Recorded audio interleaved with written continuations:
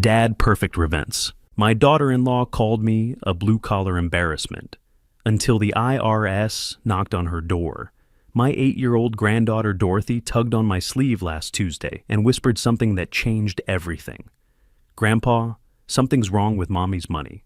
I'm Harold Coleman, 59 years old, and for the past 3 years, I've watched my son's wife Jessica treat me like I'm some kind of embarrassment to their Silicon Valley lifestyle. What she doesn't know is that before I became a simple tax accountant, I spent 15 years as a CIA financial analyst, tracking international money laundering operations worth billions. That Tuesday afternoon at Dorothy's school pickup, I was wearing my usual khakis and polo shirt when Jessica showed up in her Tesla Model S, designer everything, talking loudly on her phone about some marketing campaign. She barely acknowledged me, just rolled her eyes when Dorothy ran to hug me first. "Dorothy, get in the car. We're late for your violin lesson," Jessica snapped, not even looking at me. "Harold, you really should coordinate with us before showing up. It's confusing for Dorothy. That's been her tone for 3 years now. Ever since she married my son, Carl, and decided that his family wasn't quite up to her standards. See, Jessica Martinez Coleman comes from tech money. Her father sold his startup for $200 million when she was in college. She graduated Stanford at 22, landed a marketing director job at some hot AI company, and apparently that makes me and my wife, Patricia, invisible.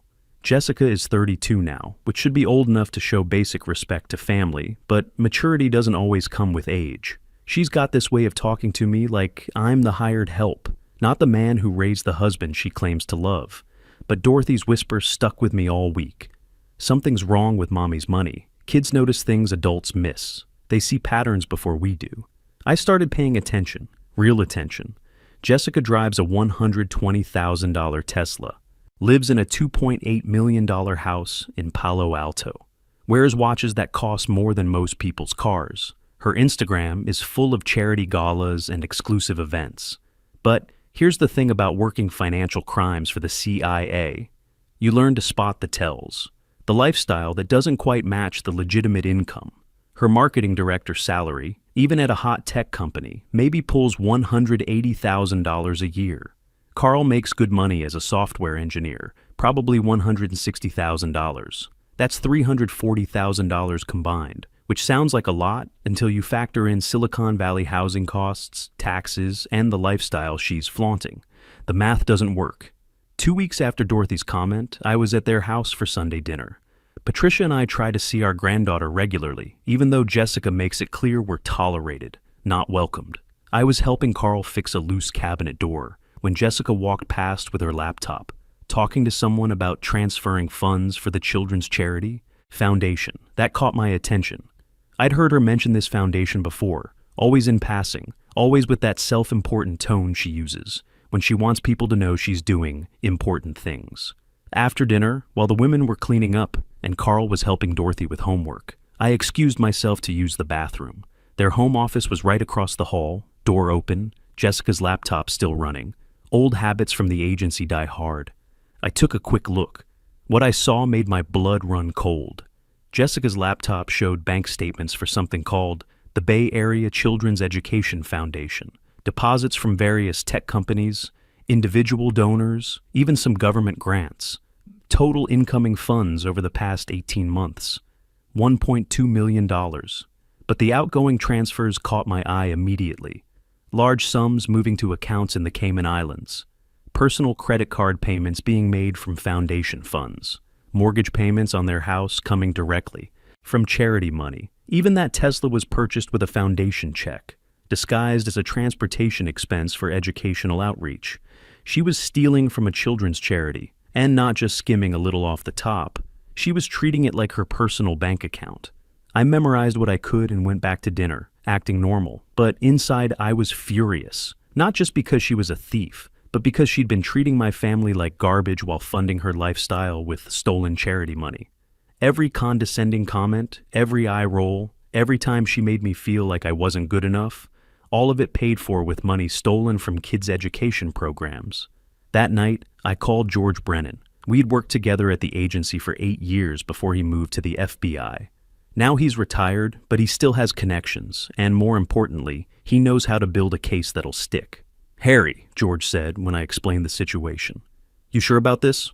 Going. After family is messy business. She's not family, I said. Family doesn't steal from children and then look down on honest people. George was quiet for a moment. What do you need? Help me build a real case. Something the feds can't ignore. I know someone at IRS Criminal Investigation. Guy named Arthur Foster. Solid investigator, specializes in charity fraud. You want me to set up a meeting? Yeah. But George, this stays between us until we know what we're dealing with. Understood. Harry, if what you're telling me is true, this woman is looking at serious federal time. Wire fraud, money laundering, theft of federal funds. That's not white-collar slap-on-the-wrist stuff. Good, I said. Maybe it's time someone taught her that blue-collar people aren't as stupid as she thinks. We met at a diner in San Mateo the next morning. George brought his contact from IRS Criminal Investigation, Detective Arthur Foster. Foster was maybe 45. Sharp eyes, the kind of Fed who'd seen enough. Financial crime to spot patterns instantly. Mr. Coleman, Foster said, sliding into the booth across from me, George tells me you've got some concerns about a charity fraud case. I laid out what I'd seen, the foundation, the suspicious transfers, the lifestyle that didn't match legitimate income. Foster took notes, asked good questions about transaction amounts, timing, patterns of behavior. Here's the thing, Foster said finally, closing his notebook. What you saw could be enough for a search warrant, but we need more. We need her to make a mistake. Ideally, we need her to incriminate herself. How do we do that? George leaned forward. We make her feel safe, powerful. Get her talking about her success, her business acumen. People who steal money love to brag about how smart they are. Foster nodded. Is there an event coming up? Something public where she'd want to show off? I thought about it. Jessica had been talking nonstop about some big charity gala she was organizing, her company's annual fundraiser for the foundation. She'd been bragging about it for weeks, going on about how she was expecting 200 high-profile donors, how she'd lined up some tech billionaire's mansion as the venue. She's got this charity gala next month, I said. Big fundraiser for the foundation. She's been planning it for months, talking about how it's going to be the social event of the season. Perfect, Foster said. Here's what we're going to do. The plan was elegant in its simplicity. Foster would arrange for several IRS and Treasury Department investigators to attend the gala as guests. Not obviously as feds. They'd come as potential donors, wealthy individuals interested in supporting children's education. Meanwhile, I'd engage Jessica in conversation about the foundation's success, get her talking about her financial management skills. The key, George explained, is to make her feel like the smartest person in the room. Get her explaining how she's built this foundation, how she's managed to make it so successful. Pride comes before the fall, and from what you've told us about this woman, she's got plenty of pride. What if she gets suspicious? I asked. Foster smiled. Trust me, Mr. Coleman, people like your daughter-in-law don't think regular folks are smart enough to catch them. She'll see an old guy asking questions about her success, and she'll assume you're finally recognizing how brilliant she is. For the next 3 weeks, I played the perfect supportive father-in-law. I asked Jessica about her work, complimented her business sense, even suggested that maybe I could learn some modern financial techniques from someone as successful as her. She ate it up like candy. Harold, she said one evening when Patricia and I were visiting for dinner, I'm glad you're finally starting to understand what real financial management looks like. It's not about just keeping books for small businesses. It's about vision, strategy, moving money where it can do the most good. The condescension in her voice was thick as honey, but I swallowed my pride and kept playing the role. You've really built something impressive with this foundation, I said. How do you manage to be so efficient with the funds? Jessica's eyes lit up. She loved talking about her success, especially to someone she considered beneath her intellectually. It's all about optimization, Harold. Traditional charities waste so much money on overhead, administrative costs, redundant staff, inefficient processes. I've streamlined everything, found ways to maximize impact while minimizing waste. What she meant, of course, was that she'd found ways to steal without getting caught. Or so she thought. That sounds incredibly complex, Patricia said, playing her part perfectly. My wife had worked as a nurse for 30 years before retiring, and she understood people better than most. How do you keep track of everything? Well, Jessica said, leaning back in her chair with that self-satisfied smile, it's really about understanding cash flow management and international fund optimization. Most people don't realize that you can achieve much better returns by moving money through different jurisdictions, taking advantage of various tax incentives and regulatory frameworks. I caught Patricia's eye across the table. Jessica was essentially describing money laundering techniques, but packaging it in business school jargon. Carl, bless him, was completely oblivious to what his wife was actually saying. He was proud of her success, had no idea that her business acumen was really just sophisticated theft.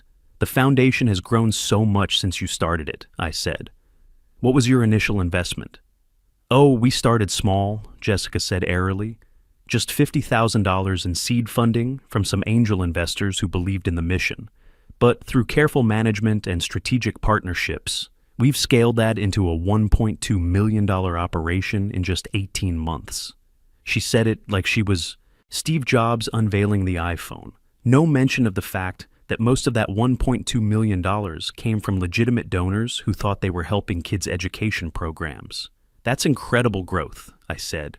You must have some very sophisticated financial systems in place. Absolutely, I've developed proprietary methods for fund allocation and distribution that maximize efficiency. For instance, we use offshore optimization accounts to reduce administrative overhead and ensure more money reaches the actual programs. Offshore optimization accounts. That was a new euphemism for Cayman Islands money laundering. The more she talked, the deeper she dug her own grave. And the beautiful thing was, she thought she was impressing me. She thought she was finally making the simple-minded father-in-law understand how brilliant and sophisticated she was. What she didn't realize was that every word out of her mouth was building the case against her. 2 days before the gala, Foster called me with the final details. We've got 6 agents confirmed as attendees, he said. All of them experienced in financial crimes. All of them will be wearing recording devices. Your job is to get her talking, and our job is to document everything she says. What happens after? If she gives us what we think she's going to give us, detailed admissions of financial fraud, we'll have enough to move forward immediately. Search warrants, asset seizure, the whole package. That night, lying in bed next to Patricia, I thought about what I was about to do. I was going to destroy my son's marriage. There was no way around that. When the feds arrested Jessica, Carl would have to choose between defending a criminal and accepting the truth about the woman he'd married. You having second thoughts? Patricia asked quietly. About stopping a criminal who's stealing from children? No. About what this is going to do to Carl and Dorothy? Yeah, I am. Patricia was quiet for a moment. Harold, that woman has been treating you like garbage for 3 years. She's stolen over $1 million from children's charities. And she's done it all while making you feel like you're not good enough to breathe the same air as her. She was right, of course. But that didn't make it easier. Tomorrow night, I said, everything changes. The night of the gala, Patricia and I dressed up nice. I wore my best suit, the one I'd bought for Carl's wedding 3 years ago. Patricia looked beautiful in her navy blue dress, the one she saves for special occasions. Jessica had reluctantly invited us, probably because it would look weird not to include family at a charity event, especially one supposedly benefiting children. The venue was stunning, some tech billionaire's mansion in Los Altos Hills, overlooking the entire Silicon Valley. Maybe 200 people, all dressed to impress, champagne flowing like water, silent auction tables loaded with expensive prizes. Tesla cars, wine country getaways, private jet trips to Napa. The kind of stuff that costs more than most people make in a year. Foster and his team were already there when we arrived. I spotted them immediately. They had that federal agent look even in expensive suits. Clean-cut, alert eyes, the way they positioned themselves to observe the room. One was chatting with Jessica near the bar, asking intelligent questions about the Foundation's mission. I worked my way over, playing the proud father-in-law. Jessica's done such incredible work with this foundation, I told the man, who I knew was actually a Treasury Department investigator named Williams. The growth she's managed in just 18 months is remarkable. Jessica glowed like a 100-watt bulb. Harold, you're too kind.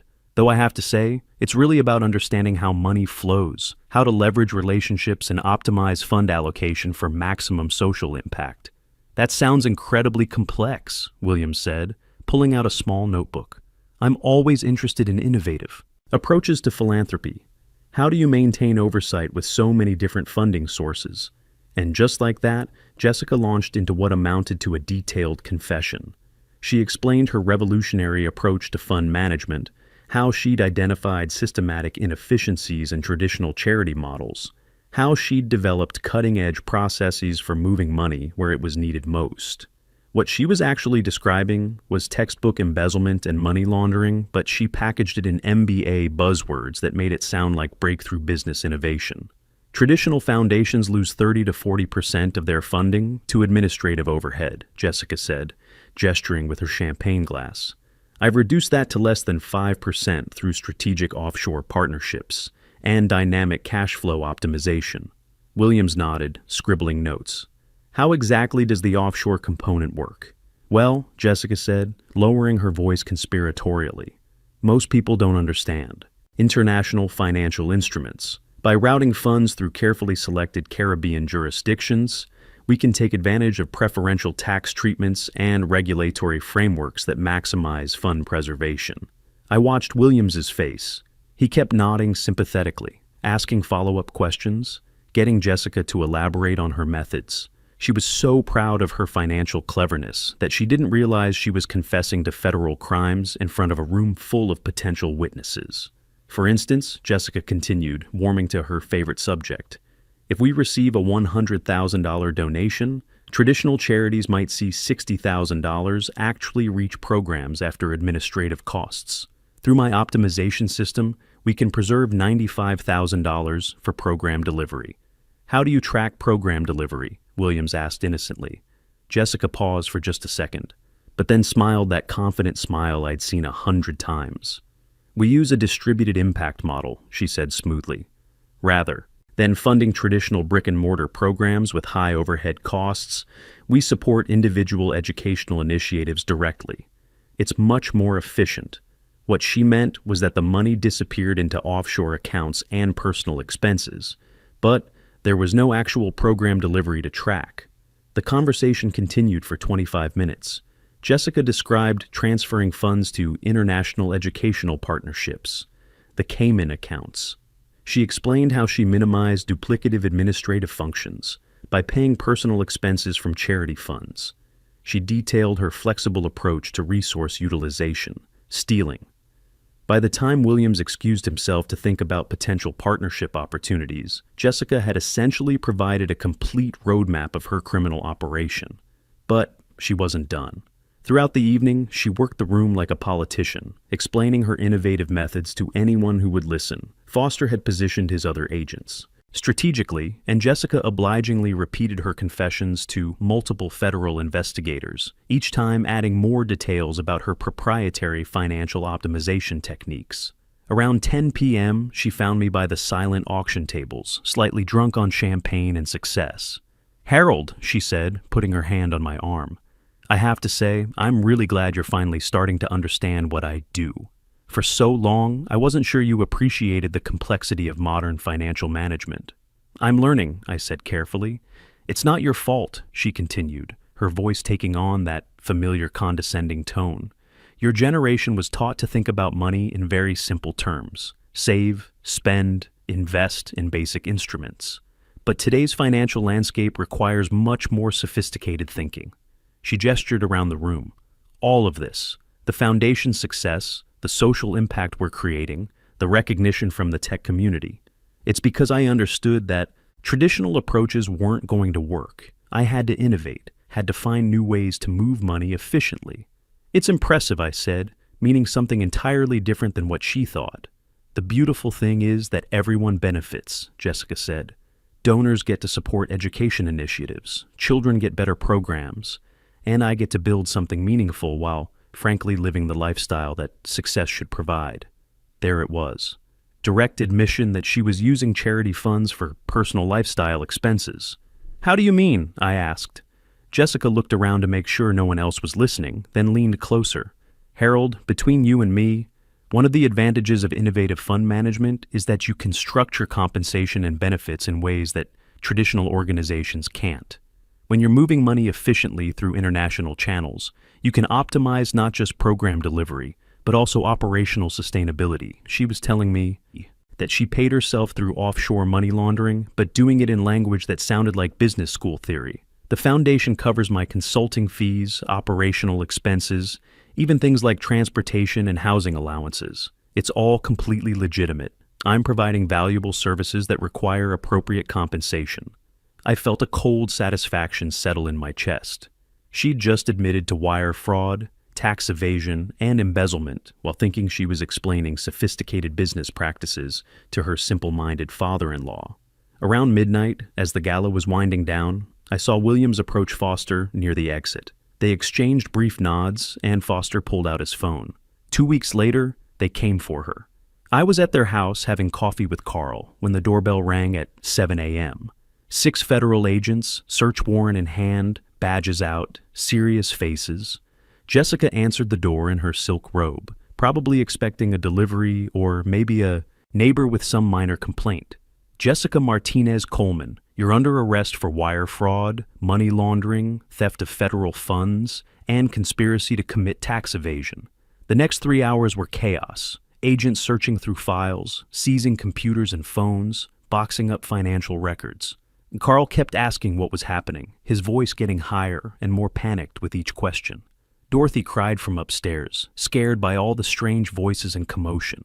Jessica just stood there in handcuffs, still in her robe, staring at me like she was trying to solve a complex puzzle.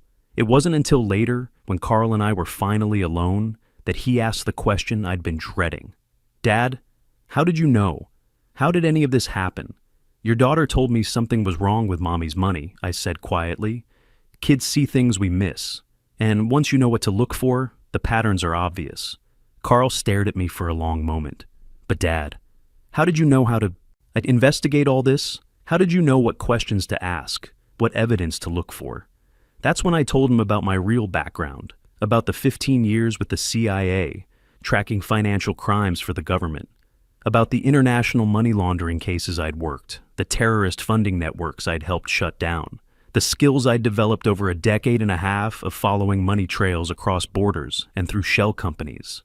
Carl's face went through about 6 different expressions: shock, confusion, disbelief, then a slow understanding. "She always said you were just a simple accountant," he said finally. "I am just a simple accountant," I replied. "But sometimes simple accountants have more interesting backgrounds than people assume. And sometimes when someone treats you like you're too stupid to understand complex financial arrangements, they make the mistake of explaining exactly how they're breaking the law." Carl was quiet for a long time, processing everything. His wife was a criminal. His father was a former CIA operative. His daughter had been the one to blow the whistle. It was a lot for anyone to handle. "Dad," he said eventually, "I need to ask you something, and I need you to be honest with me." "Okay. Did you set her up? The gala, getting her to talk to those agents. Was that all planned?" I looked at my son, this good man who'd been caught in the middle of something he never saw coming. "Yes," I said. "Once I confirmed what she was doing, I worked with federal investigators to build a case. She confessed to multiple felonies while thinking she was impressing people with her business acumen." Carl put his head in his hands. "Jesus, Dad, my wife is going to prison. Your wife was stealing money meant for children's education programs," I said gently. "She was living a lifestyle funded by charity fraud. And she was doing all of it while treating your family like we were beneath her." "I know," Carl said. "I know you're right. Just Dorothy's going to grow up with her mother in prison. And part of me wonders if there was another way." That was the question I'd been asking myself for weeks. Could I have handled this differently? Could I have confronted Jessica privately, given her a chance to stop, found some way to resolve this without destroying Carl's marriage? "Son," I said, "your wife stole over $1 million from multiple charities. She laundered money through offshore accounts. She committed federal crimes for 18 months while bragging about her financial genius." There was no version of this that ended with a quiet conversation and everyone moving on. Carl nodded slowly. "What happens now?" "Now there's a trial. And based on what I saw and what she admitted to those agents, she's going to be convicted. Federal judges don't go easy on charity fraud. The trial was indeed straightforward. Jessica's lawyers tried to argue that she was just poorly advised about international financial regulations, but when the government played recordings of her explaining her proprietary optimization techniques to multiple federal agents, that defense collapsed pretty quickly. She got 8 years federal prison, full restitution to the charities she'd defrauded, about $1.1 million total. Her house, cars, jewelry, everything of value was seized to pay back what she'd stolen. Carl filed for divorce while she was awaiting sentencing. He got custody of Dorothy, obviously, and moved into a smaller place in Mountain View. The $2.8 million house had to be sold anyway to pay restitution. 6 months after the sentencing, I got an unexpected phone call from the Treasury Department. "Mr. Coleman," the voice said, "this is Director Sarah Martinez from the Treasury's Financial Crimes Enforcement Network. I'd like to discuss a consulting opportunity with you. Apparently, experienced financial investigators are hard to find, especially ones who understand both the technical aspects of money laundering and the psychology of financial criminals. We've been following your work on the Chen Coleman case," Director Martinez explained when we met the following week. "The way you identified the fraud patterns, built the investigation, and facilitated the confession. That's exactly the kind of expertise we need for our white-collar crime unit." The job offer was substantial, more money than I'd ever made as a tax accountant, interesting work, the chance to use skills I'd developed over 15 years with the CIA. I took it. Patricia was proud. Carl was amazed. Dorothy was just happy that Grandpa was important enough, that people in Washington wanted his help with important things. The best part happened at Dorothy's 9th birthday party last month. She introduced me to her friends as my grandpa, who catches bad guys who steal money from kids. Later that evening, after the guests had gone home and we were cleaning up, Dorothy came over and hugged me tight. "Grandpa," she said, "I'm glad you listened when I told you about Mommy's money. I'm glad you trusted me enough to tell me," I said. "Are you sad that Mommy had to go away?" That was a hard question. Was I sad that my son's marriage had ended? Yes. Was I sad that Dorothy would grow up visiting her mother in federal prison? Absolutely. Was I sad that Jessica Martinez Coleman was behind bars for stealing from children's charities? Not even a little bit. "I'm sad that your mom made bad choices," I told Dorothy. "But I'm not sad that she got caught. And I'm proud of you for being brave enough to tell me when you noticed something was wrong." Dorothy smiled.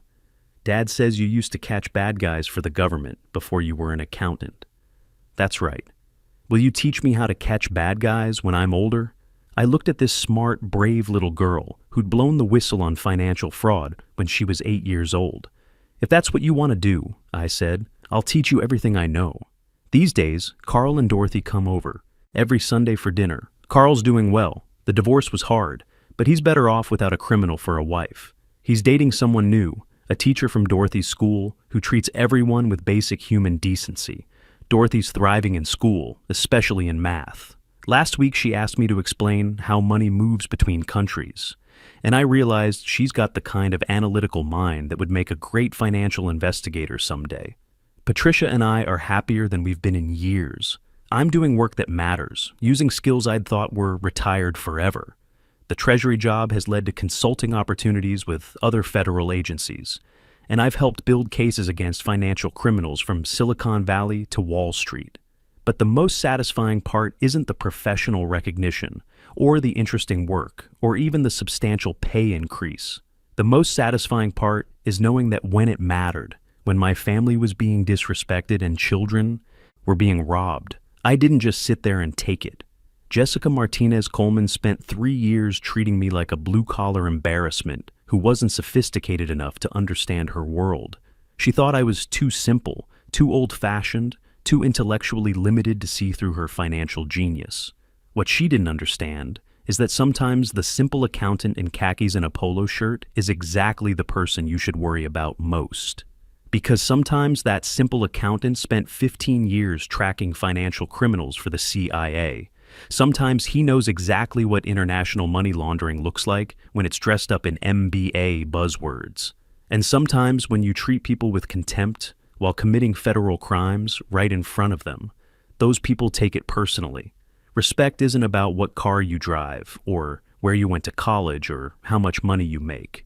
Respect is about character, integrity, and how you treat the people around you. Jessica. Learned that lesson the hard way. And now she's got 8 years in federal prison to think about it. Never underestimate the quiet person in the room. They might be watching, listening, and understanding far more than you realize.